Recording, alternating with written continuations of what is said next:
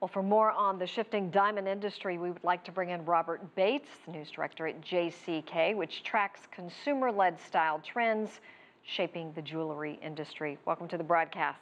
Thank you. It's almost hard to believe that some would be willing to travel to a diamond mine to find a rare gem. To be honest, I haven't heard of this trend yet, but I think it's actually fantastic. I mean, I think people don't realize all the work that goes into making a diamond and to getting a diamond out of the ground and to polishing a diamond. So this trend of diamond tourism, I think, is actually fantastic, and I think it's great for the industry. So I look forward to going on one of these diamond tours. I've been to diamond mines. They're fascinating places. Yes. I think the consumer perception is that they're these dark, dark, terrible places with kids. But some of them are very, very modern, and they're just fascinating to see. So I'm happy to see about this trend. So, Robert, tell us, can the same quality of diamonds you might find in a local jeweler be found in a large-scale discount retail chain, for example? It depends. There's a lot of overlap between the two, but generally, as a general rule, the independents go a little higher upscale, and the mall jewelers go for kind of the more moderately priced middle American type of diamonds. But it depends. It's hard to say. There's definitely overlap.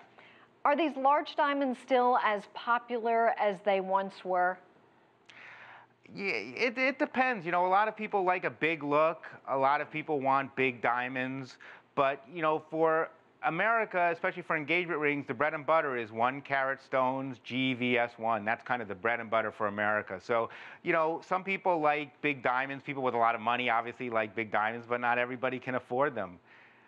I may be off on this, but it seems like the millennials, for instance, who may be getting engaged, that they are opting for smaller, more conservative mementos.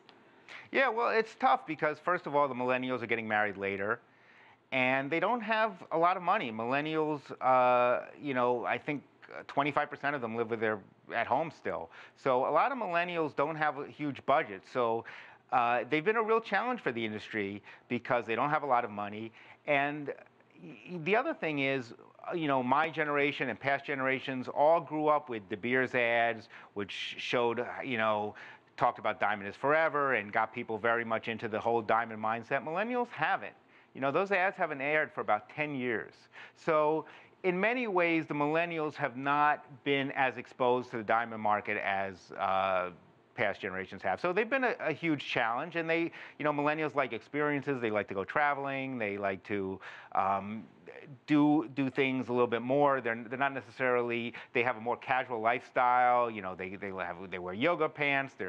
They wear casual clothes to work. So millennials have definitely been a challenge for the industry, and it's something that the industry has spent a lot of time trying to figure out.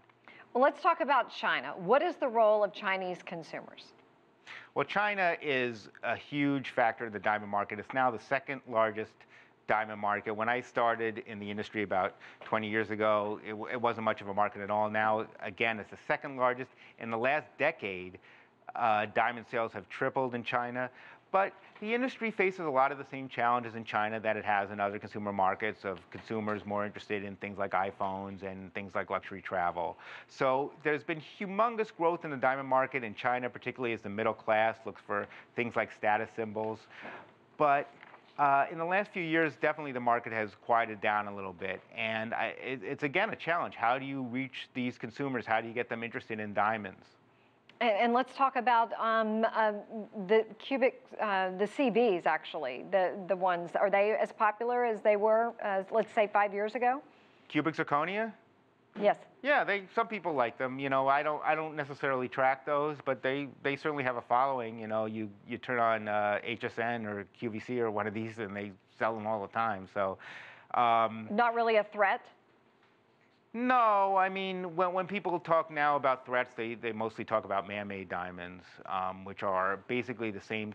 Basically, they are diamonds, just produced in a different way. They're produced by factories rather than out of mines. So that's considered more of a threat than CZs, which aren't diamonds at all. They're just basically fakes. Exactly. All right. Well, Robert Bates, we certainly appreciate it. Thank you so much for your time. Thank you. It'd be great.